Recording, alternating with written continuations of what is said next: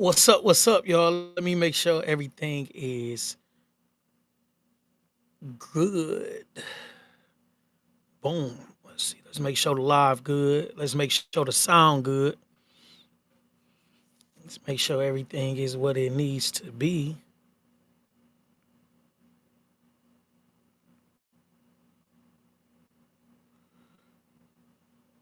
Okay. I'm getting YouTube notifications. We got Facebook notifications. That's what's up. I think we good to go. Let's see. Make sure my head straight. I don't want nobody so gang banging on my live. You know? Boom. There we go. We live. We tapped in. Can you hear me? Can you hear me? I'm waiting on Scarb to tap in, y'all. This is usually I reach out to people. Every now and then people reach out to me. Um, it don't always make for a good interview. Some people they want to get on here just to say that they got on here and call in a favor for a favor or do something crazy. But Scar reached out to me about a week ago and said, "Man, it's been a while since we tapped in. We need to tap in." And I'm not missing a chance to talk to Scarb, y'all. It was at a point in time when I was vying for a position in the Detroit hip hop world, and Scarb and Uncle P they gave me opportunities that other people didn't allot for me.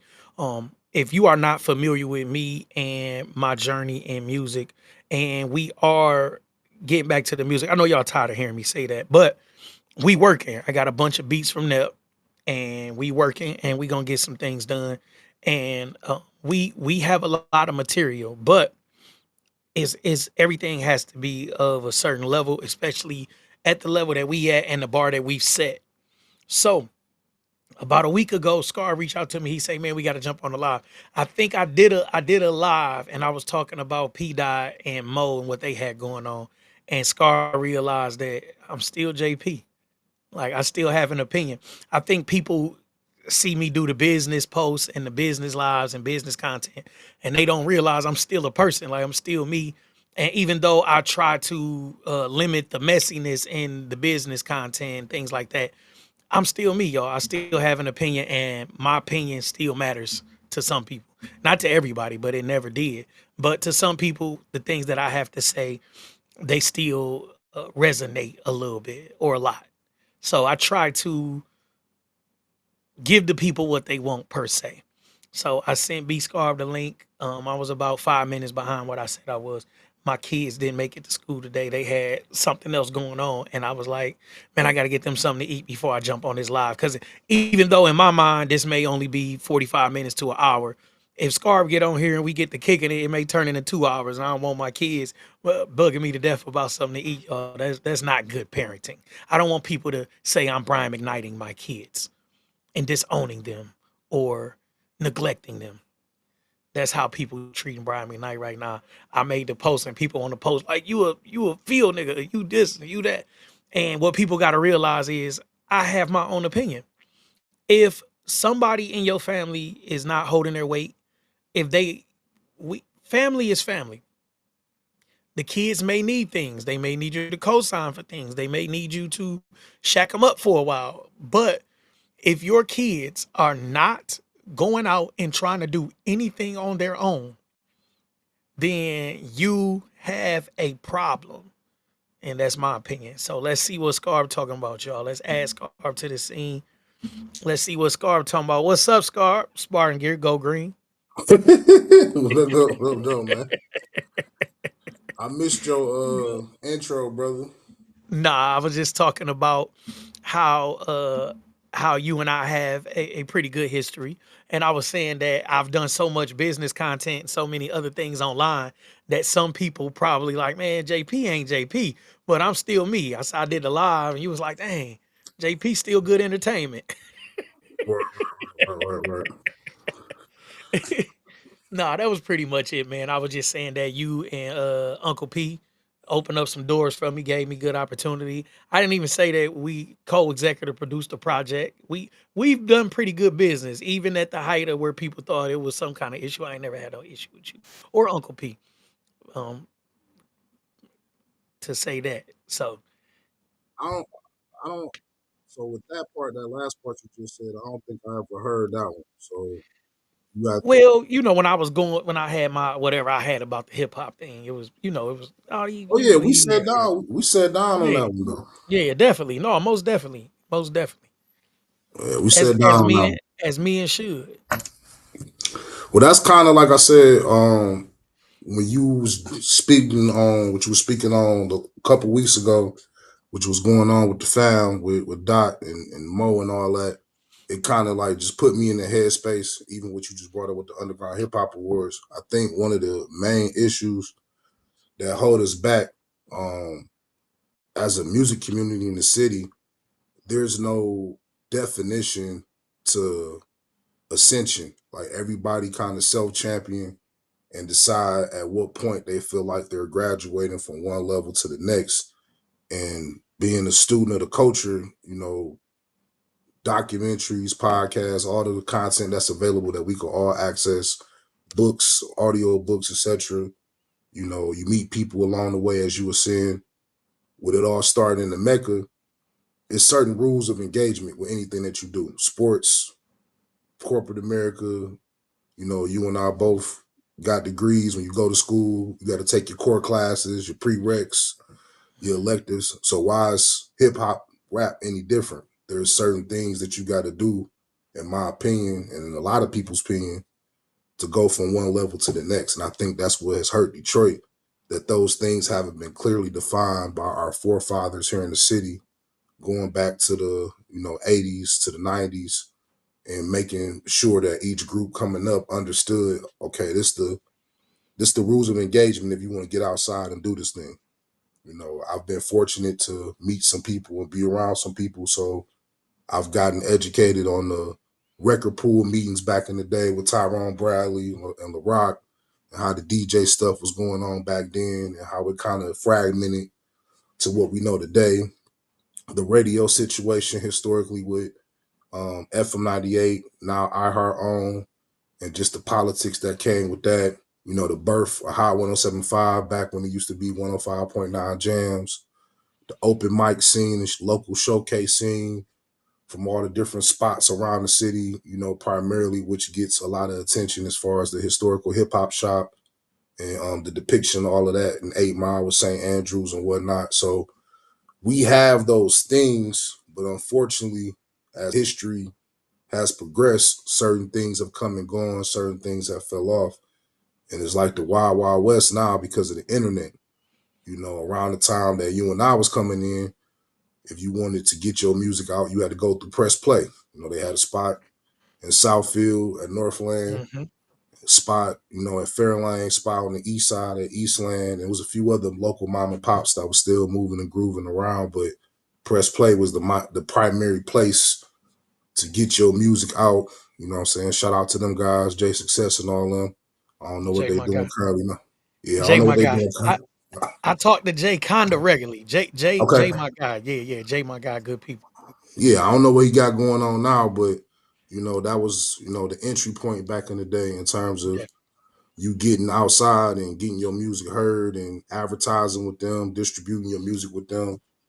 And if it wasn't there, it wasn't popping. You know what I'm saying? So hmm, that, I guess, is what I kind of wanted to kick you with you about, and doing this live, hopefully to help educate and inspire other people, you know what I'm saying, just to get back to the basics of like just doing good business behind your music.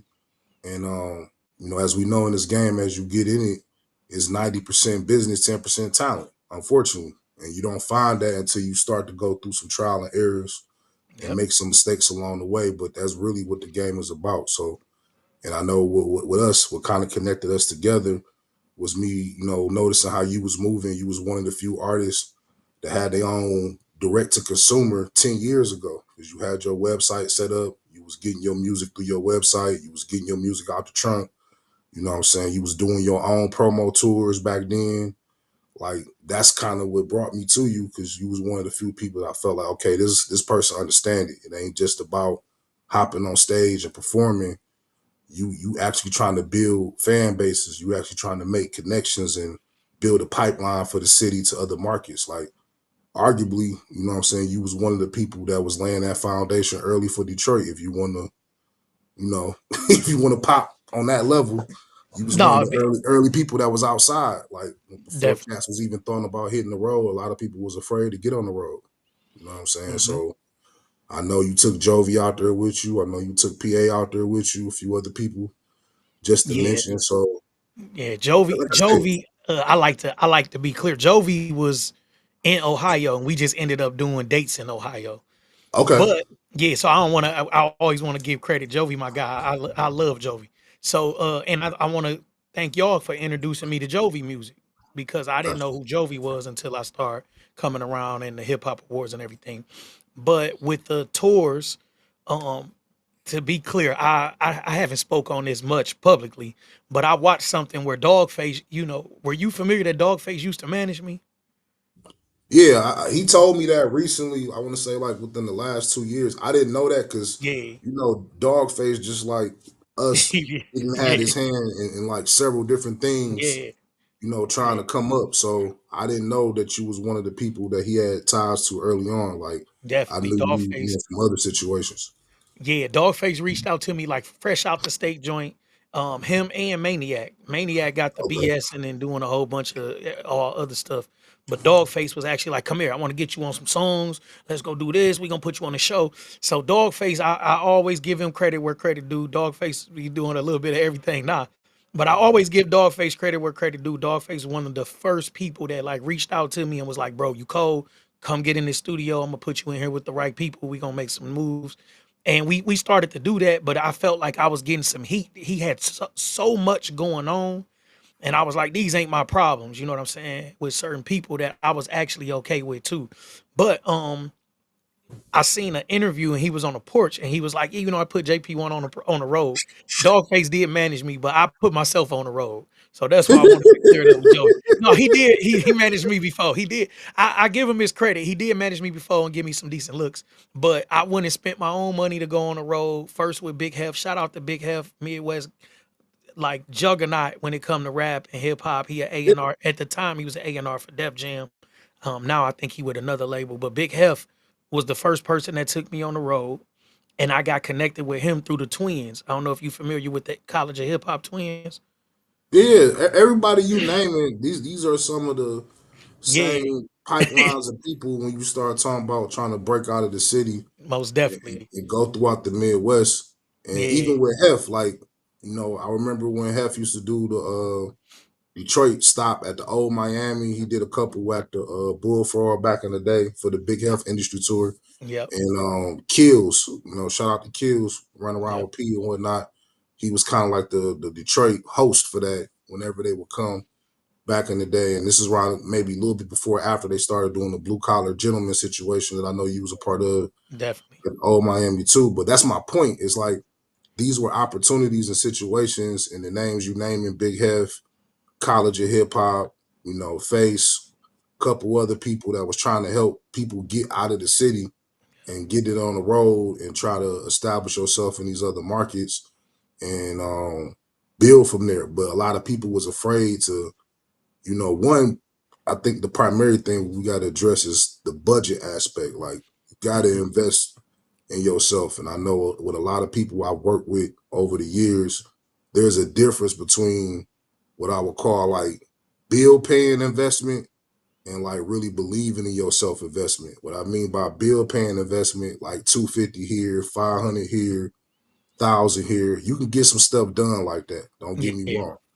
but the time it takes to deal and execute off a budget like that versus you spending 1,000 here, 1,500 here, 2 grand here, 2,500 here. That's the type of money that you got to really spend starting out mhm, to really see your stuff connect and impact and have traction. And definitely. having that conversation with somebody who has a dreamer mindset more so than an entrepreneurial mindset is like oil and water because it's like, well, I got the talent, based on things that I've seen and I've heard and I know about.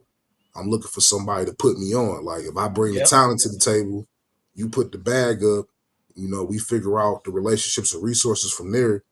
But it's like, okay, if this person's putting a bag up, they got to get a return on that. They're not just putting a bag up because they want to be nice. You know what I'm saying? Like, Most definitely. it's got to make sense. And then it's Yeah. like, well, with music, it's a crapshoot because you don't know what record gonna work or not gonna work. You don't know what artist gonna work or not gonna work because we've seen some artists who's had bags. We've seen some artists who's had quote unquote talent, but for some reason they just couldn't connect. And they still, doing what they're doing, still running around, doing other things, but everybody can't go. It's a reason why, it's only certain people that make it, and truly make it. When you think of like an Eminem level, Big Sean level, whatever, for every person we can name like that, it's a million other people who had similar talent that Hmm. we don't know that never made it that far because it's not just the talent, you know what I'm saying? It's all the other intangible pieces that go around it. So, like I Definitely. said, that conversation and just seeing that dialogue back and forth a couple weeks ago about, the platform saying, okay, I gave you opportunity, wasn't nobody on your music prior to me giving you this opportunity. Then the artist saying, well, hey, you did play whatever role at a certain point, but I did all these other things Definitely. beyond your platform that helped put myself in a certain situation. There is a juxtaposition on both sides, but it's like, okay, there's difference in platforms, just like it's differences in artists. You know what I'm Yep. saying? So how do you? I guess that was my question to you, being like in tune with all sides of it. Being on the business side at one point, being an artist, being a promoter. You know what I'm saying? Definitely. Being somebody that now provides services. How do you, in your mind, feel like it's a fair way to quantify? Okay, this is this and this is that, but these two are not the same thing. When you talk about platform levels and like I said, the art is kind of going up a level because everybody think like underground is all the same, and it's like it's not. Definitely not. Different. So what I found out pretty early was um talent don't really it didn't really cut it, right? Talent didn't really cut it. So when I first came home, I'm not a younger guy. So I'm even though I'm a new artist, because I've been gone so long and I'm just hitting the scene, I'm not a 20-year-old artist. I'm 27. So my Right, thought process is different as I'm moving around. And let's say somebody like Herc give me advice. Herc say, the music good, you got to tighten up on the mixing and mastering. I'm not young and feeling like, man, this old nigga hating on me. You right? right, I'm like, okay, this Big Herc. Big Herc said, let me tighten up. Right. So this just my processes was different, even with what I said about Dogface, about the issues he was having with different people whenever, and it was just like that. That's not something that a young guy would consider. But at this time, I'm seasoned, even though I'm a new artist. So different little things kind of like it caught me kind of quick. As I'm shopping my music around, I'm bumping into things like, well, we charge this much money for this. Well, we charge X, Y, and Z for this. So I'm like, dang, it take money. So I found me right, somebody we all is in the streets. So I found me somebody that had a couple dollars and he said, Jackpot, I've been rocking with you since we were kids. I'm gonna put this bread up. And we spent a little money and we seen a little bit of traction. Like we did XMG and then By Any Means Entertainment together. And I seen a little bit of traction. And I was like, okay, well, if we put more money, we can get more traction. And I did have bad like the tour of the streets was a bad investment where I spent a few $100s to do these shows and barely got the shows. So I was bumping my head and taking my lumps. Boom. And I'm just bouncing back. Like that's cool. I might say something on Facebook. I'm getting the bare end of the open mic shows. Me and Keels had issues before we got tight, where I'm calling people out. And that's what I became known for. Like, bro, you on trash. So anyway, I'm taking my lumps, but I'm not taking my lumps like a young guy. I'm taking my lumps like a seasoned veteran and saying, okay, I'm gonna learn from this. Okay, I'm gonna do this. Okay, I'm gonna do that. So now as I'm learning, I'm incorporating. So as I'm doing shows, I'm realizing talent does make a better show. So I'm not allowing everybody on my show. right? I'm just saying I'm the way I'm learning is at a is exponential growth. It's not like layer by layer. I'm literally like, okay, bam, this show kind of trash, people leaving. But if I get 7 dope artists, I don't need 15 nobodies. Now I'm Right. watching other things. Let me watch and make sure they got a following. Let me see how many people they bring to the club. Let me see if they doing videos. Let me see if they actually got projects. So I'm doing different as I'm learning as an artist, I'm learning as a promoter. Right. Like that's what I'm saying. Everything coming like that. So where people seen me make so much progress in that amount of time, and even with the shows, I got on a road. Like you say, it's about money. I'm heavy in the streets, so my money was different. I didn't mind if Hef said he wanted 3 grand for something, I paid 3 grand. I had a PR guy out of California, and me and him still all right. He actually reached out to me recently because he run like another company, another music company. But I reached out to the dude. Somebody ended up connecting us, and he wanted 5,000 to work an album and like 3,000 to work a single. So he worked Fire and Brimstone too. So I paid him. I got different So, placements. pardon me. I jump right there. Yeah. So you just named some sizable numbers. You said three with Hef. You said five, 3 to 5 with this guy, give or Hmm. take 5 to 10 with that guy that you spent between the album and the single. And then Hmm. you said before you even got off the porch, you hollered at one of your peoples in the street who basically you had a strategic partnership with. Y'all came together. Yep. He put the bread up, you put your bread up, but you did a lot of the footwork. So Yep. you had that situation. Just to have the mindset and the ingenuity before you even jumped outside, you knew up front you had to have some level of money. Yeah. Like I can't tell you how many people come to the open mic first, just in my experience, with they hard drive, I mean they jump drive or they CD to perform, and they might have they CDs they might have pressed up on their own, but they're coming there first to see who they can latch or attach to versus the mindset that you had where day one you coming in, you like, okay, I got at least 5, 10 grand saved up. Now let me figure out what to do. Like I just people start with the talent first and the money second. When you came in, money first, talent second. Like what who gave you game or like what like how did you come in with that mindset? Like where did you get that from? No, I really didn't. I came in talent first. I mean, I came to the Right. open mics. I'm just saying I learned fast. Okay, I, okay, I okay. definitely was at the open mics, and even the issue with Kills. I went in Kills. I never talk about everything, but I'm gonna talk about everything we hear. So what happened was I'm doing these open mics. I didn't even have a car. So Okay. my brother them just taking me to open mics, man. I got $5 white tees on. I just want to go out and rap. Well, I'm just being honest, bro. That's why You when keep when it when keep bro was it saying what he was saying, I said I don't want to hear it. I don't want to hear you don't have nothing to wear. It's showing me a lack of commitment because I was out there in white tees and a gas station hat if it took that. Whatever it took to get on stage, I'm gonna go get on stage. I'm fresh out the joint. I just want to rock. So I'm rocking, I'm rocking. So I did have the belief that me being dope was gonna open doors for me initially. real. Okay, okay. But what I'm saying is, as certain things start to happen, like I said with Kills, I go do the show, boom. Kills don't put me on the stage. I'm there first because I don't got to ride. My people dropping me off, like, bro, we gonna come back in a couple hours. I'm getting there at 9 o'clock, signing the list. I'm the second person on the list, and I'm like, dog, it's 11:30, 12. I'm like, dude, what's going on? You know what I'm saying? My ride ready to leave. They drunk, Right, high. right. You know what I'm saying? So I go up there, and he like, man, you one artist down, whatever. So that was about 12, about one something, two, three more people that went up there. I say, my dog must think I'm soft. Like, you know what I'm saying? Because I'm still a street dude. So I'm like, dog, you playing me, all you got is your word.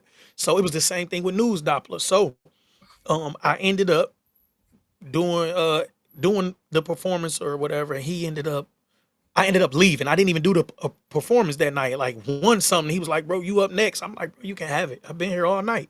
It's 1:30. People leaving." So I bounced, and he posted something and tagged me online. Was like, "Hey, we doing this such and such, such and such." And I responded by, "Look, man, I want to battle you.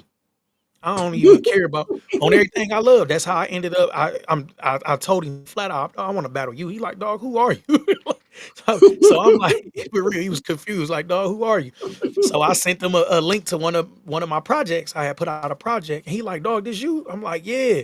He like, damn dog, you cold. I'm about to do a such and such tour. This one he was working with Hef and all that. And he was like, man, I want to take you on the road. That fast, me and him developed a relationship. He said, I want you to spotlight. This when I'm start learning the game now. Okay, if I can get the spotlight, him, Gucci Ree, and News Doppler ended up breaking it down to me because I cut into him one night at a club. He like, man, come. I say, dog, I was at your last show. You did it. He say, bro, look, man, certain people come in, they throw me $40, $50 to jump on stage. He breaking everything down to me. I'm like, oh, I don't Giving you the know. hustle, giving you He the giving me hustle. the hustle. I don't know. He like, this is what's going on, this and that. So anyway, I'm learning so fast because I'm like I said, I'm older and I'm soaking up the game as I'm getting it. So I did come in like I'm about to rap.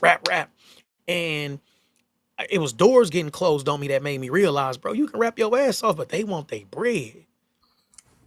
You know what Bingo. I'm saying? People want their bread, and you got to respect that because people build their platforms. So even with Jay, you know what I'm saying? Jay, my guy. I talked to Jay, me and Jay cool, but I went on TV and said something about Jay and got my respect. One thing about it, I'm not gonna lie on anybody. So Jay Right. owed me some money at the time. It might have been a couple $100s or something. I said it on TV. I said it ain't thousands of dollars, but it's my money. I left a project or two up there, and Jadam did something. When I came back, all my CDs were gone, but they didn't have no money. I Right. said, I don't know how y'all usually do it, but this how I do it. You know what I'm saying? And Jay literally see me on TV. Jay called me. He said, Jackpot man, come up to the store. And me and Jay been rocking ever since. But I learned that people, I don't gotta slander people, but if we do bad business, the same thing with the twins. I'm telling you, I took my lumps. The twins put me with Hef, but the twins, like you being a manager, I'm giving the twins $1,000 a month for PR. I'm paying them $1,000 a month.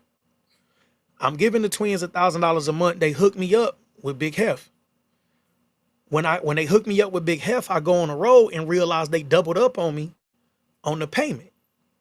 So not only did I give them the money, they ended up taxing me to more than what Big Hef was charging. And instead of me, getting like, dog, y'all tripping, I say, look, dog, we gonna sever ties. This the last month. I'm good on y'all Right. because I'm paying y'all to make these connections. Why would you take a $1,500 opportunity and turn it into a $3,000 opportunity? Just throwing out a number, but just in general, why would you Yeah, do but that? that's the hustle. That's so this is where it get weird for me. And I know you understand this very well because your background.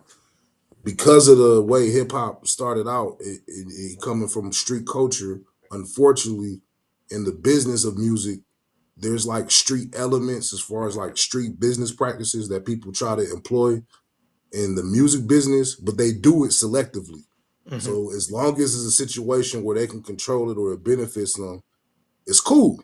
But if when it's in a situation where they are being held accountable or being obligated to keep something on that, then it's not cool. Hmm. And then when you decide to try to enact street justice, it becomes a whole different ball game, and you get what you got going on now. And it's just a lot of glorification of like street politics in the space that's supposed to be about music and entertainment, and it don't have nothing to do with that. So like, case in point, the double up, you know what I'm saying? That's just a street rule. You know what I'm saying? If I'm introducing you to my mans and we putting you on, I want a little tax just because I put you on with my man. Some people abide by that, some people don't. Yeah. But that's where that come from. You know what I'm saying? So it's Ha- like when you get in the music business, it's like if they would have told you up front, like, look, we got a consultant fee, you know what I'm saying? For any resources that we connect you with in our network or any services we provide, we gonna charge you X amount of dollars, this, that, and the third. So that way you know up front, I'm making the choice to pay them for X, Y, and Z. Versus them saying, okay, I could get you Mhm. whatever, and then you find out on the back end that it's something else, and then the lines get blurred. But you know what I'm saying? It get weird. It when get I murky. say, but when I say the double up is this is how my context of it is. I'm paying you already to make these connections, Right. right? I'm paying you $1,000 a month to make these connections. So if you get, so this is how I look at it. If I'm paying you $1,000 a month, let's say I know everybody want money. Right. I wasn't tripping on that. You know what I'm saying? I know that Vlad. I got on Vlad. I paid Vlad. I paid Vlad $2,000 when I did a Vlad interview. So I'm telling you, I already in my understanding, the first people that gave me that understanding was World Star. I Okay. reached out to World Star. I was excited. I said, yo, I'm a dope rapper from Detroit. I'm thinking World Star, a street platform. I say, yo, I'm fresh out the joint. Listen to this shit. You know what I'm saying? And The World Star straight, sent me they the, sent me the their straight, price the list straight back. ghetto, the ghetto pitch, the They straight sent ghetto me their pitch. price list back. They say, yeah, bro, that's cute, but we charge 750 for a regular video, 1500 for the second for the top, where's the two, and then it was like 3000 for the premiere, the big thing. They sent me a whole price list back. It was sweet too. And I was like, oh, this how they work. So the next video I shot, I went and sent them 750. You know what I'm saying? I didn't even have a credit card or nothing then. I remember going to get a green dot. Cause they like Okay. you need to send it X Y this way, but I went and got a green dot from CVS and paid them they 750. It was like 758 or something. You know what I'm saying? Right. So they were the first people that made me realize they don't care if you can rap, they don't care if the video dope. And I said, look, I'm gonna go throw some girls in this video for World Star, and that's how We Winning came about. I Right. shot We Winning for World Star and for the radio because DJ BJ say, Jackpot, you keep giving me mixtape songs. This is what DJ BJ tell me. He like he played one he loved open, and it was the Roots and Erica Badu remake. He loved that. He played that regularly. I never gave DJ BJ solid. I never gave DJ BJ money for him to play anything of mine on the radio. DJ BJ had mixtape slots. I did buy a mixtape slot, and when he listened to the song, he called me. He said, "Jackpot, this cold. I gotta play it. I'm gonna play it Saturday." And that's how I got on the radio with DJ BJ. Other people I didn't pay. You know my guy down there now. I send him music when I feel like it. At Hot 1075. You know, that's my guy down there. So I'm gonna go into some of that because me and him ain't fell out, but I kind of fell out with 1075. I took my niece up there earlier in the summer. I got my niece named Vay Vanilla. Okay. So I took Vay up there earlier in the summer. And they love that. You know, Vay got a big old following on social media. Yeah, I know And she was running around with Joseph and them for a minute. Joseph. So, you know, I had my issues with Joseph. So I had to help her get out of contract with Joseph. So I did that soon as I came home. I think I was still on Tether. And she called me and she was like, Jackpot, I'm in this BS contract and X, Y, and Z. And we had to go get a lawyer, me and her daddy. Well, once the lawyer came in there, I kind of fell back because he was, you know, he like Jackpot, you know, we got this far. Let's go ahead and close the door. But she got out that contract with Joseph. But that's my niece. So um I took her up there and it was everything was good, but I was trying to get my little brother in there. They call him Flex, DJ Flex. You know, DJ Flex my guy. So Okay. DJ, yeah, I'll be around the city, bro. Even though even now I be quiet, but I went and took Flex up to 1075 and tried to get Flex to be a DJ up there. Gotcha. Flex is the biggest DJ in the city right now. They can Right. say what Yeah. they want. Listen, bro, they don't see the vision. I took Flex up there. They did the interview. We got everything. We got it up to the office, and they dropped the ball. They dropped the ball with Flex, and I'm like, dude, Flex is the biggest DJ in the city right now. He young. He killing social media. Everything popping. You know, I knew Flex when his pops was running him around and he was rapping. So I Yeah, I got remember Flex. Flex back in the day when he was Yeah, rapping. yeah. I got Flex like some of his first paid money. So his daddy, like, you know, roll with dog. And me and Flex still good. I just talked to him, like personally kick it with Flex. But I take Flex up there and they drop the ball. When I say I totally was like, dang, because y'all got DJ Los, not the original DJ Los. That's my guy. I love DJ Los. But that other DJ Los, trash. So trash. One of the worst DJs in the world. Y'all got DJ Los up here and y'all gonna drop the ball on Flex. Flex, the hottest in the city. So I'm like, dog, y'all tripping. So that's kind of turned me off. When you see me fall back from music, it's a lot going on to where I'm like in the background, I'm doing stuff. I get certain phone calls and certain things. Like what Joseph did to my niece was trash. He tried to like, man, I ain't even gonna go into it, man. It was a bunch about a necklace. It was so much stuff. And I'm like, dude, this a young lady that you just taking advantage of. Right. You know what I'm saying? And I don't want to go to where it go to something else, but you taking advantage of my family. Right. You know what I'm saying? And luckily, we worked it out. I mean, everything got worked out.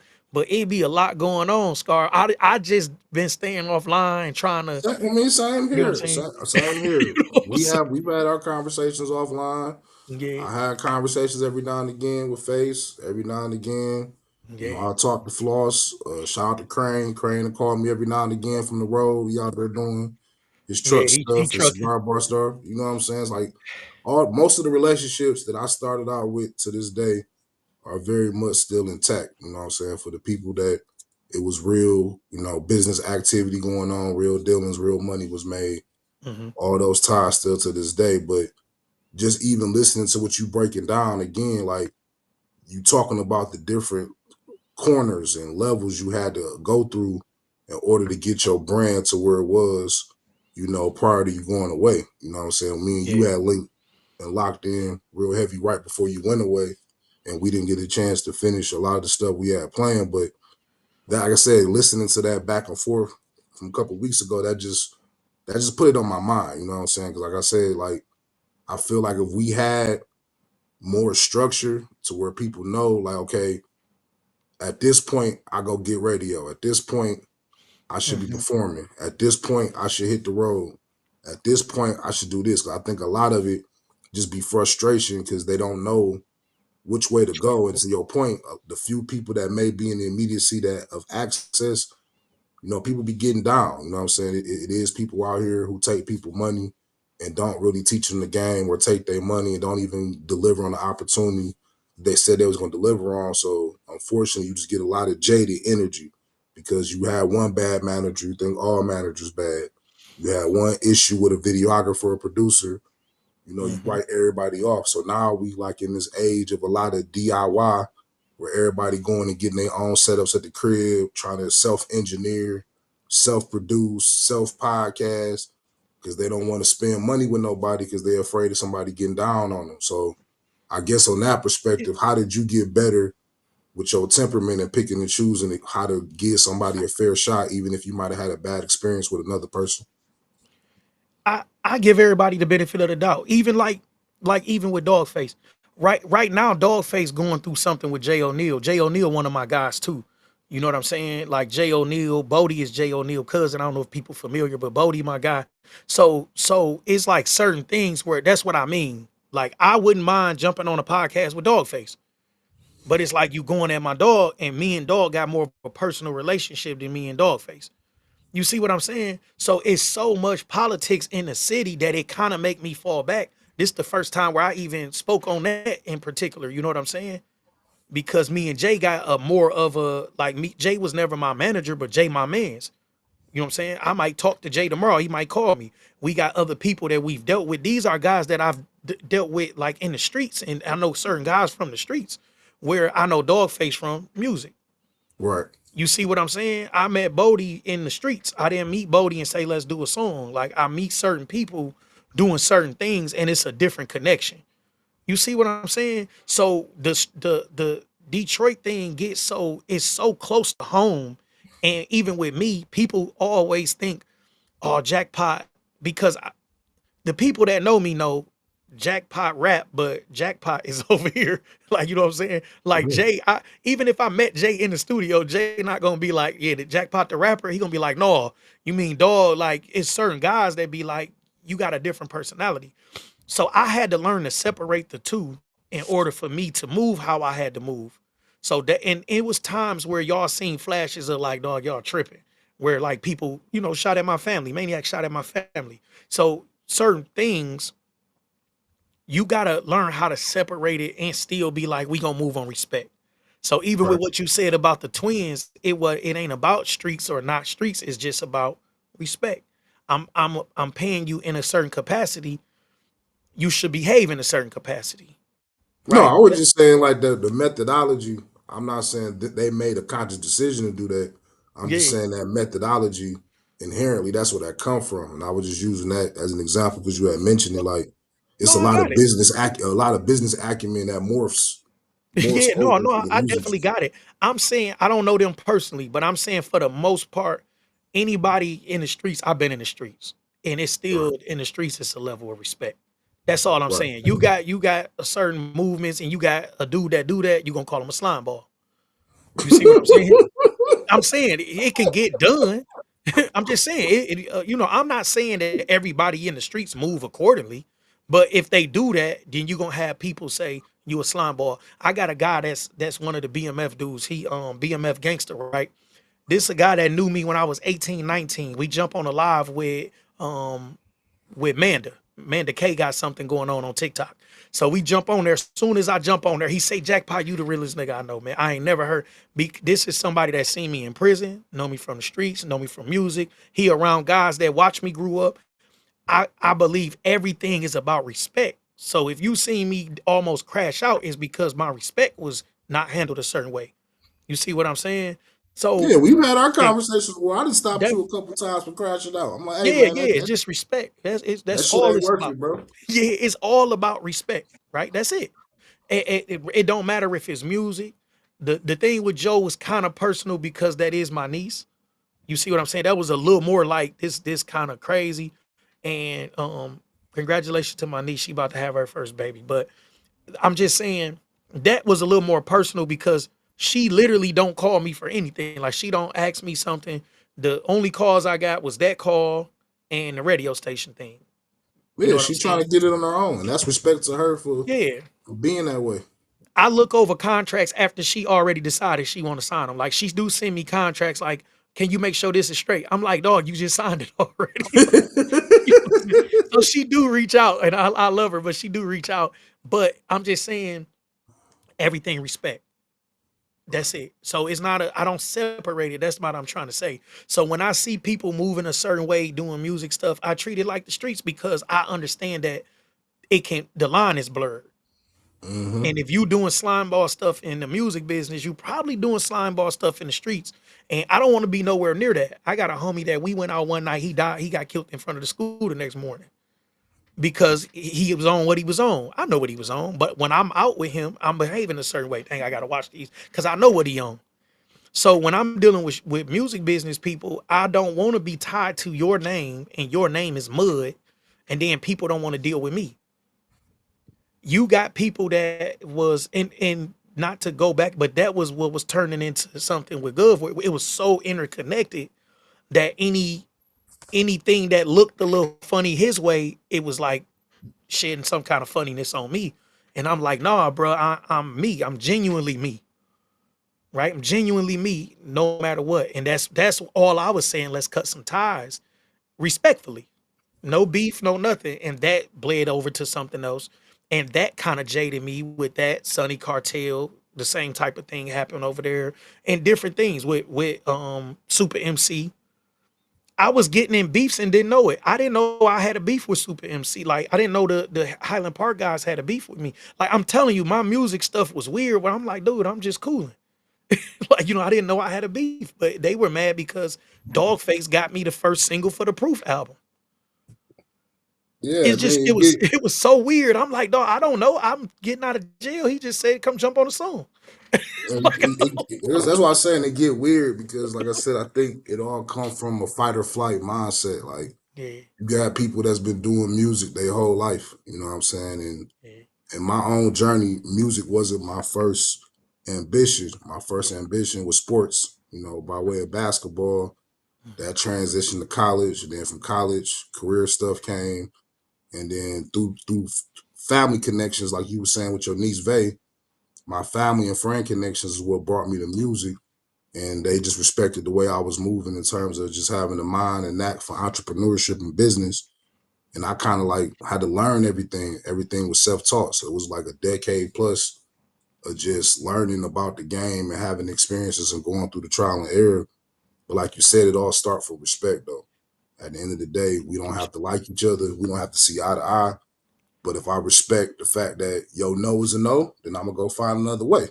If I respect the fact that your yes is a yes and it's a way for us to connect and do business, let's do it. But I just think the frustration that we see that comes on social media, the frustration that we see when people get on different platforms and that camera cut on and they get their moment of exposure, it just be a vent session of everybody that, you know what I'm saying, didn't subscribe or didn't support or didn't help. And it's like the biggest obstacle is that reflection in the mirror.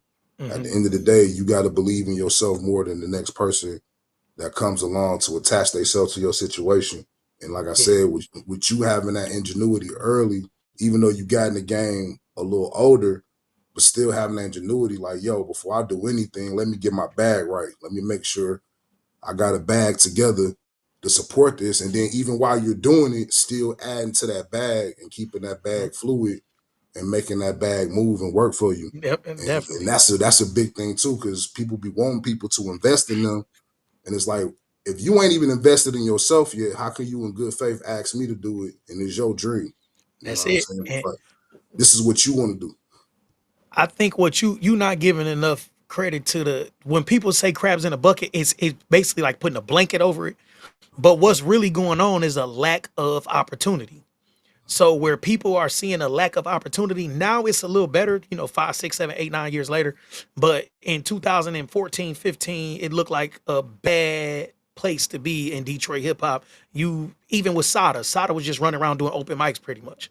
You got, I'm just saying back then it was like, dang, even the East Side guys, they would do a show in Ben Harbor, Flint, different little parts of the Midwest. Yeah, but But they had a lot. But I've seen interviews with Peasy. I've seen interviews with Vez. I've seen interviews with Ray where they said like they had to step it up. They had to go hit South by Southwest. They had to definitely, go hire a publicist, or they had to definitely, go and yep, get their business credit established. Or in the case yep, of Vez and Peasy, they was like taking them a couple years off and sitting down, gave them an opportunity to revamp, re-strategize, and rethink their situation. So that's yep, what I'm saying. Like, I think with our climate getting broken through now, we had to catch up to the business side. I think the talent definitely. always been there, Hmm. and the resources and connections may or may not have always been there over time. But I think we had to get with the business. We had to be okay with, like you said, if somebody tell you to get this placed in this magazine, to get this placed on this blog, hey, it's gonna be 1,200, it's gonna be 1,500. We had to get our minds conditioned to be To like, do I'm that about to thing. Yep. send this money to somebody I don't know Yep. to put my stuff on this platform, because we used to hand. You know what I'm saying? We used to, Yeah. I could pull up, see you in person, same time, like on some Chris Tucker shit, same time And exchange. you gotta be willing to you gotta have some type of risk aversion and you gotta be willing to put yourself out there. Cause I got a guy that I worked with and we set up a whole college tour. I had Okay. listen, it was a whole college tour, like 12, 13 dates for the colleges. I paid for the merchandise to be made, all of this stuff. And the PR lady ran with bands. I'm talking about bands, right? I never went to the internet and said nothing about it. I lost bands. And he was in such because me and him still to this day, he and I still okay. He do government contracting now. But we had such a good relationship that I told him, man, that's on me. He taught me so much. He was like my first music consultant. So he had taught me so much that I was like, bro, you didn't help me out so much. Help me start my label. He helped me get the JP1 logo type. Like he helped me do so much that I was like, bro, I ain't even tripping. You've done so much for me for them couple dollars that I paid you before, bro. You take them few $1,000s and you set it on me. He like, no, jackpot. I'm at least give you half back. She ran on me. That was my bad judgment. I said, no, man, it's all good, bro. Don't sweat yourself about it. And moved on. I never had any problems with him because he didn't do anything slime ball to me, right? You know what I'm saying? It was a mistake, like you say, a lapse in judgment. And to this day, he and I partnered in something else, and we made money since I've been home. What people have to understand is, like you said at the beginning, man, and I said it in Living Life, and I even made a post about it the other day. It's 90% business, 10% music. When people understand that, you have people that don't want writers in the studio with them. You want people that argue about ghostwriter. Drake is the biggest artist in the world, and he has a ghostwriter. And he has multiple ghostwriters. Chris Brown is the biggest pop sensation in the world right now, and he has a team of writers and producers. We have to understand that in order to have a good product, and this is a problem I have with even some of the bigger names out of the city right now, they are putting out subpar music is you're getting these looks and they could be bigger if you come sit down with the right people, put a dope project together, get a dope, get some heat together, and they're getting better. But that was something that I was big on is like, let's make sure the project is good, and that way you comfortable marketing. Most of the music now is out on Friday, they forgot about it by next Friday. Is pretty much it. Nobody has dropped, like, I'm telling you, the only person that's here, I'm just being honest, that I feel like I listen to, and it may be partial because this my guy is Bodie. And I text Bodie, like I text him the last album he put out, I say, nigga, you tripping. This bitch heat. You know what I'm saying? He good looking, bro. Yeah, I, I slid through the joint, the listening session. That's fam on this side too. Shout out to Bojack. he understand music, and people could be, oh man, he rap boring. He put together good music. He's working with producers that fit his sound sonically. The only thing with Bodie is I don't like when he try to do trap music. I feel like, yeah, I don't like that. I don't like that. I be like, Bo, just do your thing, bro. You own a lane, own your lane. But is Detroit making you feel like you got to rap on a Detroit beat? Detroit make you No, feel like I think because Bodie, so this the weird thing with him, and I don't want to stay on that too long, but he talk all of the street shit that they talk and talk it way better than and them. got all of Definitely, the experience to back it up. But the definitely. production is an acquired taste. You know what I'm saying? Yeah, So it's like the same thing with the Griselda movement. You know what I'm saying? It's an acquired taste. It take a while to get into it, but I think he's the hybrid. You know, he's the perfect example of a hybrid hmm, that get accepted by the hip hop side, and the street guys also like yeah. him too. We don't have too many hybrids in the Not city. really at all. Even like And Royce, Royce lyrically out cold, but the Detroit, man, we don't listen to Royce, we don't, that's what you I'm know, the saying. hood dudes, yeah, It's kind of hard to get both sides yeah, unanimously. Because like I yeah, said, when you like he be polying with Sada, he poly with all of them. You know what I'm saying? And he be with the hip hop niggas too. He be like yeah, yeah, right smack in the middle. But like I said, I ain't gonna hold you long, man. Like my main thing was I just wanted to have this conversation with you definitely, publicly because I feel like we both are in a good position to be able, like I said, to share that no matter what side you on, it's your ascension and your progression is on you. Just simple and plain. Like definitely, if you pushing a platform and you feel like the platform not getting the recognition that you feel it deserve, yeah, look at what you're doing. You maybe have to regroup some of the marketing. You may have to regroup who you inviting on your platform that you showcasing. And you might got to bring people on your platform that's going to reciprocate the opportunity. yep, And from the artist side of it, you know, as you ascend on different platforms, it's okay to, you know what I'm saying, acknowledge, shout out, you know, show love to whoever show love to you. But at yep. the same time, you're the driving force behind what you're doing. Keep But investing in yourself, keep moving. yeah, the with what you saying, some of it is like branding. So even like with with Mo situation and different people with platforms, you feel like you keeping it real, but you bringing no names on there. People feel like you got a no name show. You feel like I'm just saying that's just how people take it, right? You feel like, man, I'm giving everybody an opportunity, and the people that's on the outside looking in is like, man, he just be having everybody on there. So you got to be conscious of your brand. That's just, it just is what it is, right? So it's the same thing with me and my business, man. I'm telling you, I got a white coach, bro. This dude, oh man, I posted him like last week. He like 70, but he a multimillionaire, and he said, JP, you doing great. You talking to the wrong people. And that's all he had. He didn't have to go into too much detail. He didn't have to overextend the conversation. He was like, look, what you got going on is out cold, but you selling to the wrong people. It's gonna look, they're never gonna value what you're doing and what you're saying. So it's the same concept with the platforms. If you want your platform to be next level, you gonna have to invest in something, get some different type of guests in there. You may have to pay some people to come on your platform to give you the looks that you want. It's just same way as being an artist. It's the same way as being an artist. You think it's just like a lady. If you meet a nice young lady and you like, dang, baby, you woo woo, then you start seeing X's and like, hold on, dog, is that the dude that work at you used to talk to him? Now your value of her just dropping. You like, hold on, you gave everybody a shot. And that's how it's looking with the platforms. If you gotta, even when I do this with entrepreneurs, I don't want people on my show that's, yeah, I was thinking about starting a business. Like, no, when I get people on there, it's people like Brandon Smith who been around. Star Factory been around. I want to talk to you about something that you actually built. I'm gonna get Samaya Carter on here. She has Love and Digitals, which she does obituaries. She's made probably millions of dollars in selling obituaries, That's what's up. right? I'm just saying you kind of wanna, yeah, you cool, but you just getting started. You not what I want to talk to yet. You know what I'm saying?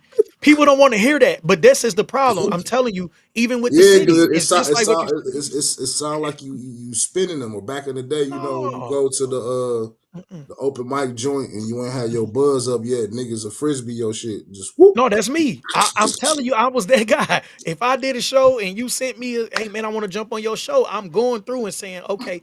Even when I did show, man, I did a show in Grand Rapids, man. I took Cash Kid out there and RJ Lamont, and we did like a statewide or something out there. Was that maybe that show wasn't the statewide, but we did a statewide show, bro. I literally handpicked these people. Got you. You see what I'm saying? When I say handpicked, I made sure they was dope. I tried to watch show performance if they had it. Like I literally handpicked this show. It's people who would tell you, like, dog, that was like one of the best shows. People still compliment me on that, like, dog, that show. But why not? Why people act like you're wrong for having a standard just so they can dog you because you got a standard? Right. Right. That's the problem, Scar. When it all come down to it, the basis of this conversation is setting a standard. Yeah, I just You're want to see people. I just want to see people turn up, man. I feel like we got the light on us as a city and a culture right now, and now more than ever, if you just put yourself in the focused path, you can pretty much accomplish whatever you want to accomplish. So yeah. I just say less verbal, more work. That's the motto of the Yeah, day. but you gonna try to avoid having that standard, Scar. You gonna try to you got a good standard of music, but you ain't gonna want to hurt people's feelings. We need you to hurt people's feelings. Talk about me. Yes, you understand music, Scar, but you gonna be political about it. You go. That's why everybody would think they got it. So you have I a mean, good okay, taste in so music. if you want the clean cut side, then yes, you got to quality control your shit. So That's it. if you recording at the crib, there's no Yeah, shame in spending some money with one of these studios around here and getting some professional mixing and mixing and mastering mastering. Yep. to make sure that your music is at a quality standard. If you're not sure about who to call, it's okay to hire Coach JP or whoever P&R, whoever PR or Hmm. service company to help get your stuff going and Yep. getting you right in front of the right folks. But the key thing is, like I said, you got to be willing to spend that Gotta money. be And I willing to think invest. that's where it get weird because a lot of people are looking for music to save them, unfortunately, from personal life decisions. And that's a So whole nother can of worms because in your lifetime you may or may not have gotten that W in the yeah, personal atmosphere. So you trying to get it all in music, and then you put all this pressure on the music side, and it's like, yo, like you living and dying with every opportunity, and you supposed to have other things going on for yourself to support yourself while you waiting for the music shit to take off. So it be people crashing out. You tell that person, you can't rock. This person liable to go and off themselves because they whole joint is was riding on the music. Like you just don't know what people be going through. You know what I'm saying? You definitely. don't know what people So be having going on. I got a question for you, Scar. So Kick. let's say you got you got an artist, they approach you and they say Mhm. they got it. Like let's just say they got it. They dope performing, the music sound good, and you what are you doing to if they say, man, I need some management. I ain't saying what's your actual steps at management. I'm saying what else are you looking for other than they got it. What type of budget they can put up? You know what I'm saying? Because at Mhm. this stage, for me, I've been a manager who's also been an investor too. So for most of the artists that I've worked with closely, I've either matched them dollar for dollar or I put up a bulk of the amount of the money because I believed in them that way. So, like I said, I'm a decade plus. I'm almost at 15 years with this. So, at this point, and the stage I am, just in my personal life, I got a daughter that's in college. I got another one right behind her. So, college tuition on my mind right now. I'm a lot closer to retirement than I was when I started this 10 to 15 years ago. So, I'm thinking about the lifestyle I want to have as a retiree. So, it's just like things like that. I'm not willing to take the same risk that I was willing to take in my 20s and in my early 30s. You know what I'm saying? Mhm. I'll be 40 next year. So it's just Mhm. like I said, I'm looking, if I grind the way I want to grind the next decade, I'm looking at, okay, in my 50s, I can get out, travel the world, live my life. Like I don't want to still be working like I'm working in my 40s and my 50s. You know what I'm saying? I want to be able to get out and do my thing. It's like you got to set yourself up now. You can't wait till you get there to set yourself up. Like I be seeing some of your videos when you just be dropping like those life gems and you be talking about having a plan and writing stuff down and making sure you visualizing what you're trying to do. I've been doing that most of my life in my own way. So it's like for an artist, that's what I need to hear. Like I don't Mhm. just need to hear talent. I need to hear like, yo, I got this going already. You know what I'm saying? I'm already back and forth to LA or I'm already back and forth to New York. I got some traction here. I got some motion here.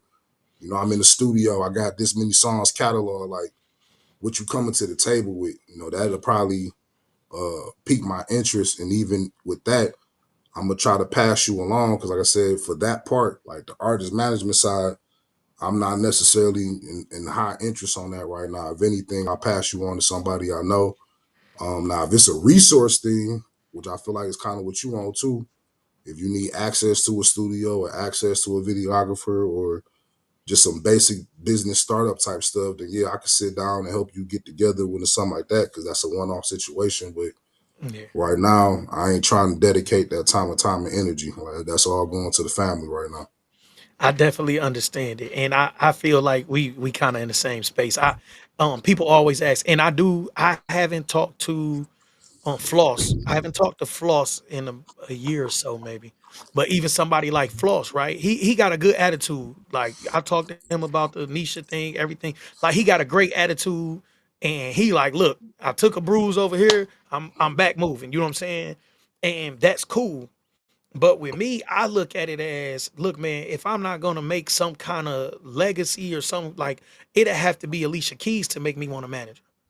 Like it, I'm just telling you, bro. If I'm not, if I'm telling you, bro, if it has to be, I'm telling you, bro, it have to be Alicia. It has to be somebody I'm for not. I'm somebody. not. I'm not. I'm not gonna say that. For me, Man, it's like having being a manager. The only thing I can equate it to is like being a parent because you so much ingrained hmm, in a person's life.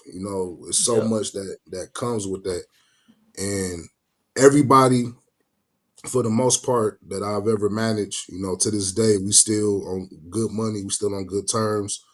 Um, I'm still behind the scenes supporting a couple of them, doing what I can to help out to make sure they straight.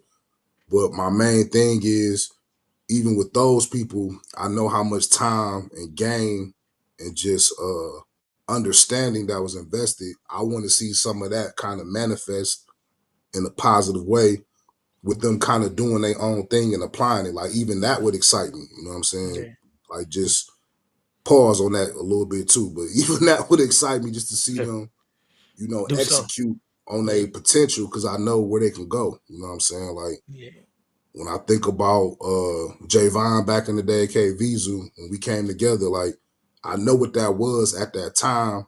Had we been able to execute fully on that time, everything. Yeah, because he had the cute kid thing going on. Pause. You know what I'm saying? He was yeah, young, he was innocent.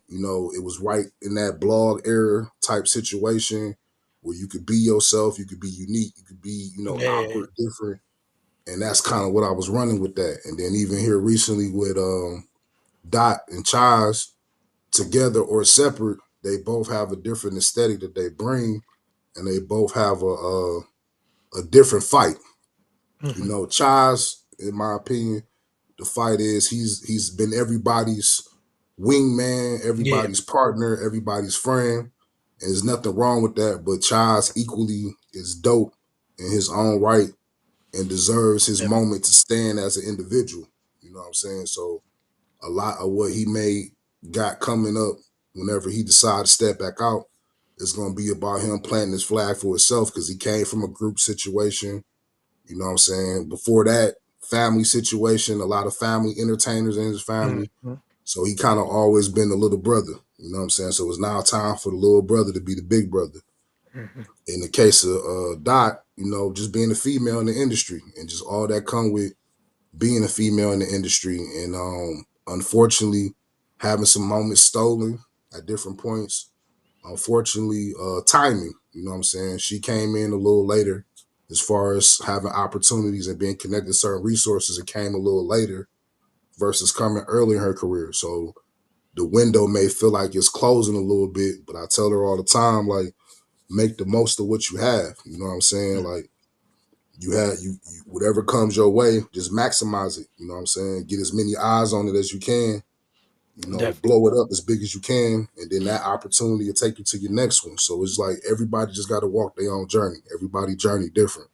You know what I'm saying? You get caught trying to compare your journey to the next person to the left or right, yep, you get lost because the grass may look greener, but you don't know what their water bill look like. You don't know what they got to go through to keep that grass maintained the way they got it maintained. You know what I'm saying? You don't definitely, know what they paying for the landscaping. You know what I'm saying? You don't know what's going on. Like you just it look like they got everything together, but it could be a whole bunch of other stuff going on that you probably wouldn't even want to do.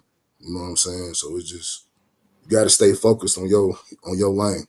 definitely. You got some comments on here though. P What's dot P dot say I let it be known. I don't know at what point I didn't because the way that the software worked, the Facebook comments don't come through. I supposed to stayed on here, but okay? some DZ Anderson said facts. What they Um, DZ saying? DZ Anderson says that these artists don't even know about the ASCAP. I guess that's supposed to be ASCAP BMI DYI. They have no clue about how to get it right. He talking about publishing. Okay, so And, let's. I got a good friend of mine that we talk about this all the time. So publishing, mhm, real quick, because this is this information is to be sold, not to be told. But real yeah, quick, ASCAP BMI is just one layer. Okay, yep, it's so many other organizations that you should have your music registered with, yep, especially in today's time, because a lot of yep, money is made from licensing. And so yep, when you're seeing all these conversations about people selling their publishing, selling their masters, it's around the concept of licensing. And so when you own your material, you can start a license, close a license. So for example, I use the example of like television content and movie content.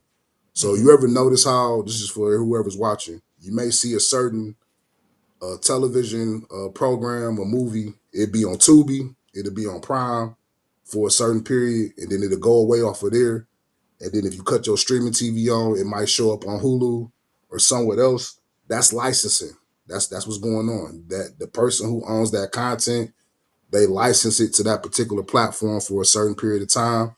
Once that deal is ran its course and they done made their money, they can relicense that same content to another platform, and then you run up a whole nother bag on that. So that's why the publishing thing is so big, and you got to build value in your catalog. That's the other thing too. Like you can't sell your masters or sell your publishing if it has no value. And the way that you build value in your catalog is through your promotion of your content and getting people to stream it at a high volume. So when you see somebody like Nelly, I think he sold a portion of his for like 50 million or something like that. Uh what's that song? Hiding Here. I don't care mhm, where you go in the country, international, you put Hot in Here at a wedding, bar mitzvah, niggas losing their shit. You know what I'm saying? Because it's just that type of record. It's old as shit, but it still resonate. definitely. And that's a situation where somebody may pick that up and do a commercial with it. So that's why you want to make sure your publishing and all that's intact. So shout out to the person that brought that up. But I just wanted to add to that, like, that's just a layer. That's like one of many layers that go into that. And I know a few people once they get their BMI ass cap, it's kind of like a low key flex.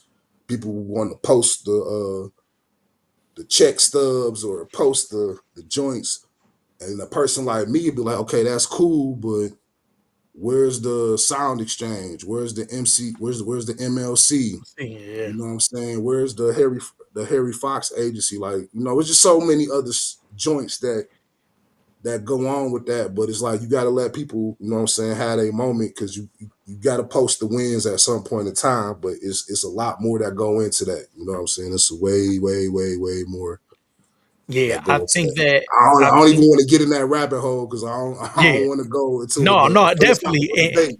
I think that even with somebody who was it Sarah Appleby, she was kicking it with me yesterday, and she was like, she came to the first. I had a whole like my little music business. Yeah, I remember you used to do the seminars. I did a seminar, like a music business seminar or whatever, and she was like, "Dog, I learned so much just from that stuff though." But that came from me willing to learn. Like I wasn't just running around rapping. I sat down. I still got it. I got the latest version of this business of music. I think it came out last year. Like I Mm, still sit and read and learn and stay on top of what I'm doing because of that. I got a check. I got a check for like $600 something dollars, maybe like 2, 3 weeks ago. I haven't used CD Baby in 10, 12 years. And when they sent me the email, I thought it was a scam. I said, I don't even use y'all. I don't even use y'all. I clicked it. I'm like, no, this is a real CD Baby login. I went in there and it was like, yeah, man, get your money. I sent it my PayPal. I was like, dang, I got CD Baby. I got a distribution deal through Symphonic Music. I've had that since 2015. So I'm like, dog, I don't use y'all. Why would y'all be sending me a check? Like, you know what I'm saying? But CD Baby sent me a check. And it was based off of somebody using some content, using some of my music on one of their content. I don't even know, bro. Like it was some yeah, content. And I'm like, dog, you yeah, just register the music the right way. Music will pay you. yeah. It wasn't from I mean, downloads or nothing. Somebody put it in a couple, it went viral somewhere. Like one of my songs went viral and people was like using it in the background type of thing. And it sent me a check. They sent me a check. yeah. I mean, that's what I'm saying. Like, it's not a the publishing thing is really not like a conversion. I think people it's like the caveman discovered fire, and once people start to like register their stuff, it's like, ooh, I got 20 coming in, I got 30 coming here. But if you really are networking to get placement for licensing, you can eat off that for a lifetime if that's really your business model and you just want to get Mhm. your song placed in television, placed in movies, Yep. placed on commercials. And I Yeah. saw something today with GMAC Cash. Yeah. Got the Pistons won again. He supposed to have a situation with FanDuel. Yep. You know what I'm saying? And that's kind of been his thing. Like he been kind of like making songs behind moments.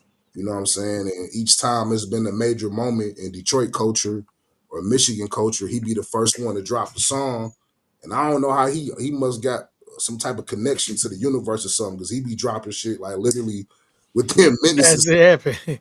Get Big Gretch them buffs. You like, dog, she just Yeah, put them on, bro. Like how you just make that song in 30 minutes? We got the Hollywood sign, bro. They still putting up the D. Like, how you get the sign? How you get the song done? He like out there while dog. they still doing construction. Like that's what I'm saying about the hustle. Like I've Yeah. heard like I've been in a room where dog name been mentioned plenty of times, and you got people that like him, you got people that don't like him as far as his musical content and how he rap and what he put out. But you gotta respect dog hustle because every time it's a moment in the culture, he grab it. He be the Yeah. first one to get it. Like I remember when they was putting the sign up, he shot the video. That's what I said. They was it was still construction. Like it was That's still what I'm the saying. orange the orange joint was still around the joint. So like he got out there and made it happen. But But it's like a I different said, attitude. With what you saying, it's a different attitude, and that's a whole nother story. Cause one of my guys, right? His name Chill Strong.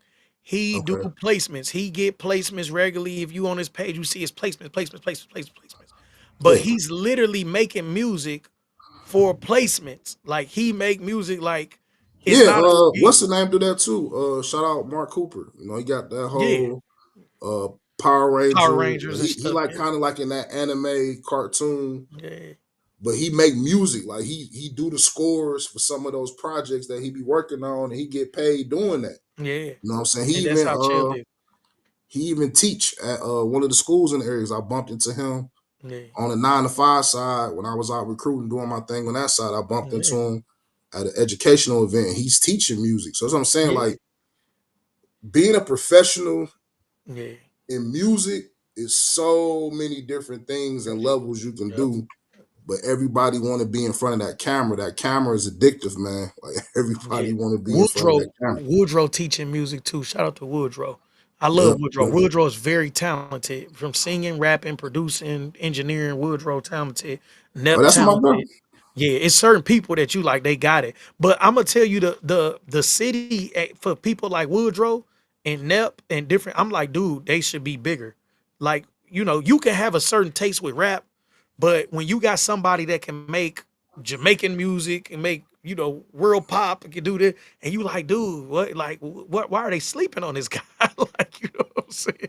And it's And some of the dope. stuff, yeah, as I was saying, some of the stuff that we mentioned could be, some of the barriers. I don't know Yeah, because I ain't yeah. talked Just to getting Woodrow in a comfortable. minute. The last time we talked, it was about him reopening the studio, and I Yeah, had tried to put him in contact with a couple of people I knew who yeah, could help with that. But shout out to him anyway for getting the studio back open too. But like I said, I don't know all his barriers. But that's what I'm saying. Like yeah, a lot of the most consistent barrier I know for a fact be the bread. And you know what I'm yeah, saying? People got families, they got yeah. mortgages and rents to pay, and you get Definitely. in that juxtaposition of, do I pay my mortgage or rent, or do I go for broke and do Yep. my music? And I used to tell people all the time, I would never tell you to take the rent money. I would never tell you to take the utility money. But I used to always tell people that I work with, look at your habits. So if you a drinker, if you a smoker, if you a get fly type of person, Yep. cut back on your habits. If you need to create a budget or need to create disposable income, look at your habits first and think about the things that you could cut back on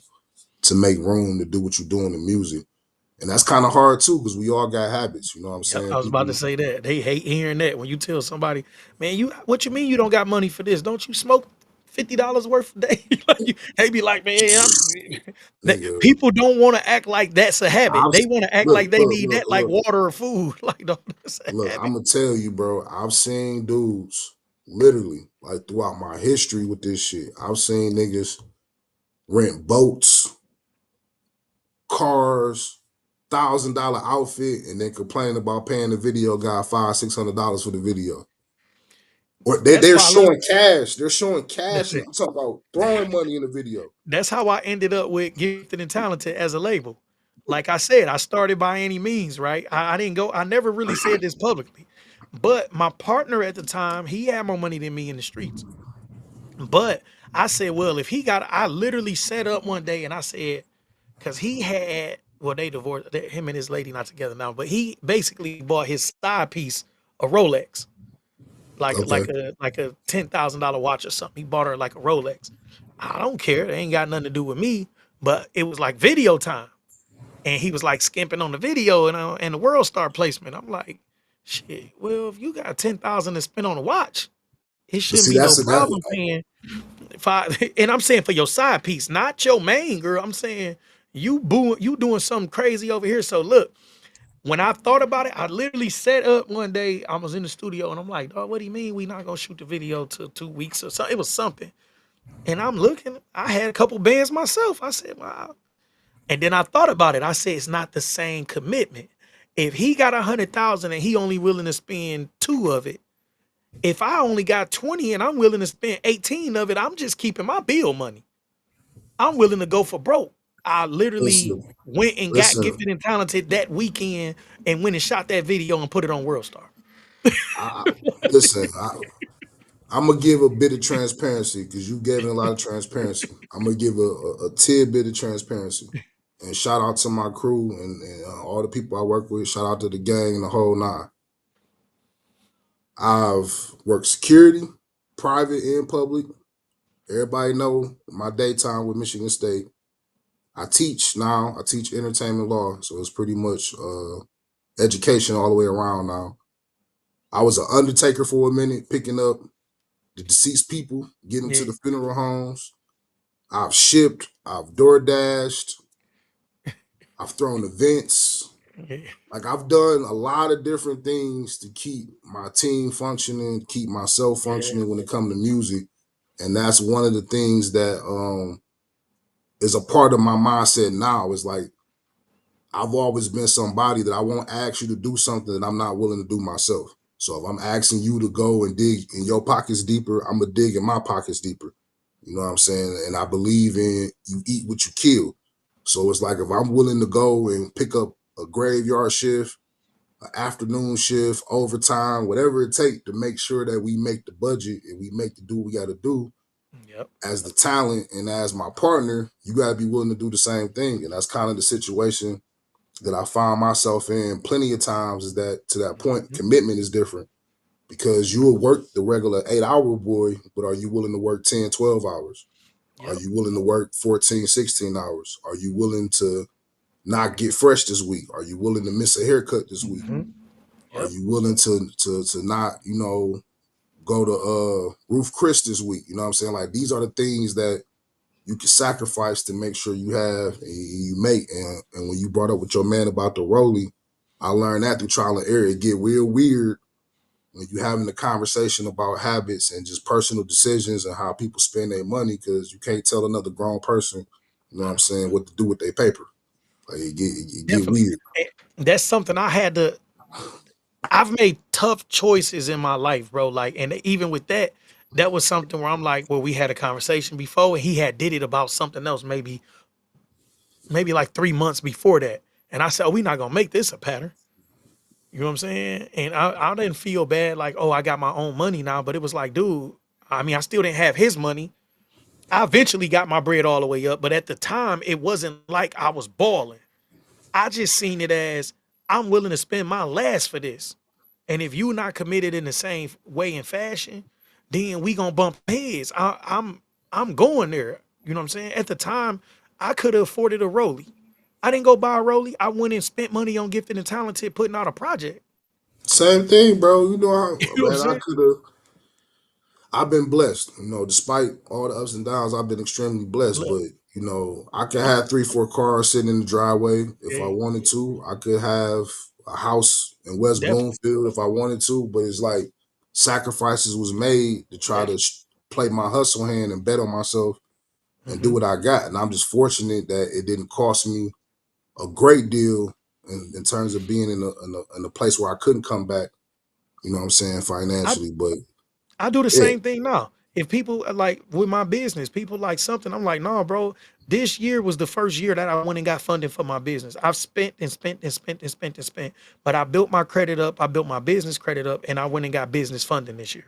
And I did that because I didn't want to give people because like now I work with a funding partner. I didn't want to tell people to go get funding, and I hadn't experienced it done it yourself. myself. And you know what I'm saying? And people, they like my first business funding was like 20 grand in funding. Like they'll give you funding. Like they'll give you money as long as you set up your profile the right way. But with, like you say, you don't want to extend yourself too far because I was still figuring things out this year. And I probably would have blew 100,000 because I didn't have it figured out. Like now I'm more dialed in. I understand my numbers a little better. I know what work, what don't work. I'm a little better this year than I was ending last year. So I would probably do better with more money now. But at the time, I'm like, shoot, I'm gonna go try this. I'm gonna go put a look, put 2,500 over here. Let's see what that do. Let's see how these at. But with everything that, like, I can give guys numbers. I spent like 30 to 35,000 on gifted and talented, all street money. Like I spent 30,000, bro. I shot maybe 8 videos. I paid for Vlad. Like I said, I'm paying 2,000 here too, and that's not even getting into Fire and Brimstone 1 and 2, where I'm buying, where I'm on the road, where I'm paying for PR. I spent bread, bro. If you don't have a budget, and I told somebody this recently, if you don't have a budget, you need to get with someone who can afford you a budget. Y'all work out something, and I never talked about this publicly. I'm giving you a lot of information, Scar, because I know you understand. So one day I'm indicted. This 2016, I'm looking. I dropped Cinco off. He was in the Thrive by Five program, and I'm dropping Cinco off. I call Kid the producer. Kid is my guy. Like I love Kid, but I call Kid, and at this time I'm in the studio with Kid and Dahlia, like kind of regularly, and other people. It was a bunch of other people, but I call Kid 7:30 in the morning, 8 o'clock in the morning. I say, Kid, I need to meet with the labels. Mind you, I've turned down label deals. Like I've turned down meetings, not necessarily deals, but I've turned down meetings because I'm making street money. In my mind, if you're not gonna give me 100, 200, 300, 400,000 and some percent, I feel like that. I'm feeling like Nipsey. I'm like, dog, I'm making this street money. I'm not worried about no deal. I didn't turn down meetings. But I called Kid one day, and Kid, it's a guy, I don't know if you're familiar with Marty. It's a guy named Marty. He is Albanian, I believe. And me and Marty tight. But at the time, Marty was working with Atlantic. And when I say Kid made a phone call, bro, tripped me out. First, Marty was spinning me. Marty like, yeah, man, blah blah blah blah woo, woo, woo. But this right after Fire and Brimstone 2 came out. So I got these good features. I got it's looking good. So he looking like, damn, my numbers going up. So Marty look on Spotify and he get to listen to some music. He was spinning me at first. It was like a Tuesday. He said, look, I'm going to New York on Friday. I'll meet with you guys Wednesday or Thursday of next week. This is how he played. Like, oh, he spinning me. Probably like 10 minutes later, he like, dog, this all your music, you did this by yourself? I'm like, yeah. He say, so you putting the music together, you getting the producers, you doing it. He like, and you putting the video. I'm like, yeah, I'm doing all this on my own. He said, let's meet tonight. Me, him, and Kid went to um we went to one of the big restaurants, but it was nice. We went to one of the big nice restaurants. Man, he probably changed my life that night. He basically told me everything you believe is a facade. Everything you believe is a facade. We believe, oh, these guys are starting these independent labels and they doing this. And he basically broke it down to me. He said, no, there are the same way people are buying music rights now, they've been buying music rights. It's just not been on the level that they doing it now. And it's not been publicized. So it was a few artists that he actually broke down to me who had it. But you have these like finance groups that have been investing in music behind the scenes for years. So they may Mhm. get with a label like Gifted and Talented and say, and this, I'm just being honest, this is what we worked out. They call them venture capitalists. That's what they are, venture capitalists. You understand because you understand the business. So you got these groups that they got these groups. They may have $100 million they want to invest. They see you making motion as an artist. They say, well, we can get this guy $1 million and the return gonna look like 10 million by the end of the year. And now your label, because this was how they proposed it to me, they never wanted me to say I had a deal. They want me to push Gifted and Talented. They're gonna come behind, throw the money into the situation, and I'm just gonna roll with it like I just been pushing Gifted and Talented. Right? It's all smoke and mirrors. So people are watching things happen on the internet. Even you see somebody like Nipsey, you see other people like Yo Gotti, bro. Yo Gotti has so much street money that you can't compare yourself to that. Well, these guys doing such and such. No, bro, he spent money. He bought himself out a $500,000 contract.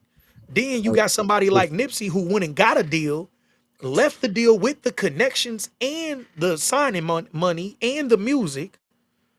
He got a good starting point. He got a brother that's a hustler. If you can't hustle, you can't hustle. That means you can't hustle music. People look at what I did with music or my business now and think, oh man, he this and that. No, bro, what I do is I hustle. I came home with nothing, bro. I came home from the state joint with zero. I was up probably a half a mil when I got indicted. I came home with zero. A Hey, I was hustler, there. you know what I'm saying? I was there. I A was there. hustler gonna hustle, bro. I'm just telling people, if you don't have hustle, it's going to translate no matter where. The same way you just said you will work here, there, you gonna get your money from Ship, Uber. I do all of that today. I Hmm? do all of that today. I'm gonna go get my money. But you got people who Hey, have no drive, no hustle, and they think I'm gonna just go in the studio and la la la la la la. That's cool, bro. That's cute. That was straight. But now you still gotta hustle. man, I was so ill with it. We came off tour, bro, like 2, 3 summers ago. I was so ill and like just hustling. We came off tour. I wouldn't have worked the shift as soon as we get off the road. Threw my security uniform on and went We straight to work. we got you Cause I gotta have gotta, that attitude though. yeah, I gotta go get the money back that we just spent. You know what I'm saying? So it's just that's just what it was. Like I was It take fortunate. money, I was man. yeah, I was fortunate. I was able to break even on most of the money that I spent and was able to see a little bit of profit before it was all said and done. But like in my time, you know what I'm saying, it was 100K for me, like at peak, 100K Yep. for me. I ain't And make that's my money back. I ain't even lying. People see me selling shirts and CDs and all that, bro. Listen, that don't well, equate to I had some good moments, you know what I'm saying? The Underground Hip yeah, Hop Awards was a good run, so I was yeah, able to get a lot back during that yeah, time. yeah, Um I've been blessed, you know what I'm saying, and getting some good yeah, placements, with some marquee people on the publishing end, you know what I'm yeah, saying? So and then like some of the moves that I made with some of the artists I did, like we were smart about how we invested our money, you know what I'm saying? yeah. But overall, for 15 years in the game, it cost me 100 grand, bro. Yeah, It's it like costs 10, money. 10 grand, Yep. 10 grand a year, give or take. Cost People me a don't hundred even get it. grand. I was and now And one that's thing just I me. That's just me. yeah, That's not talking about my partners that invested with definitely. me down through the years. It's not talking about the artists and what they put up. That's just me on my own hustle, my own grind. Listen, I one thing what I tell people, like even with the shows, the big shows, I've been on big shows. Like I did the Twister, Boosie them. That was a connection. Like, but that came from me spending money. So it's certain things and certain doors that opened up for me because I spent money that I could say that, things kind of leveled out because I have done shows to where I was on as a promoter. Like, you know what I'm saying? Where I've made money back. You know what I'm saying? So I have made some money, but I'm just saying overall, it I didn't Yeah, you didn't get what you felt you was supposed to get. yeah, I felt like even now I get little checks. I still get checks and stuff, but I feel like if I come back tomorrow, I'm coming back for what they owe me.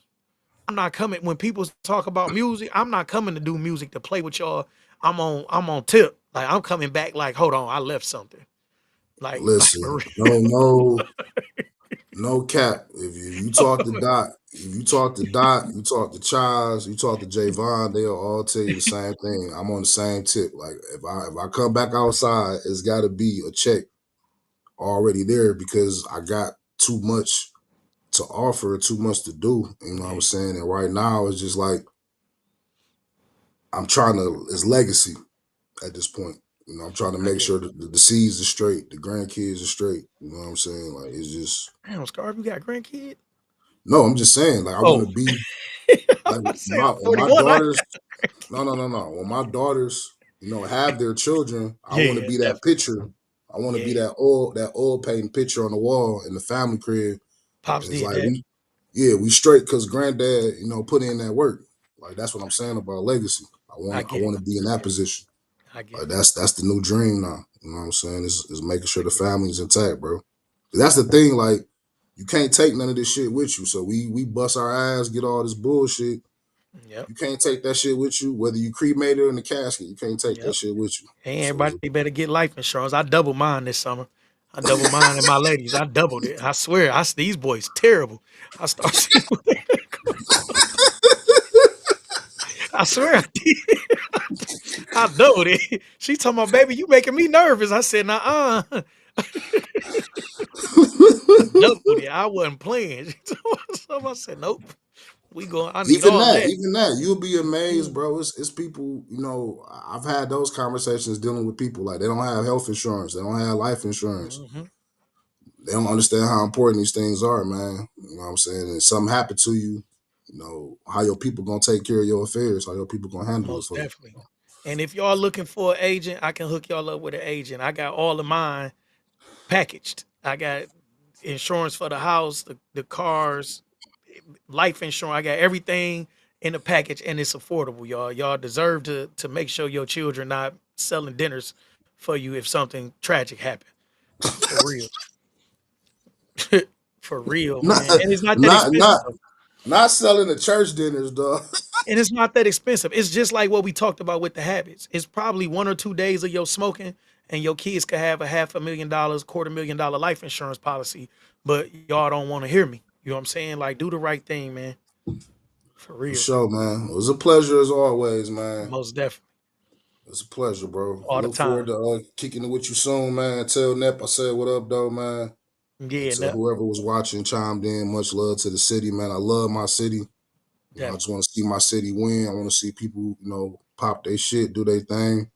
But much love to everybody.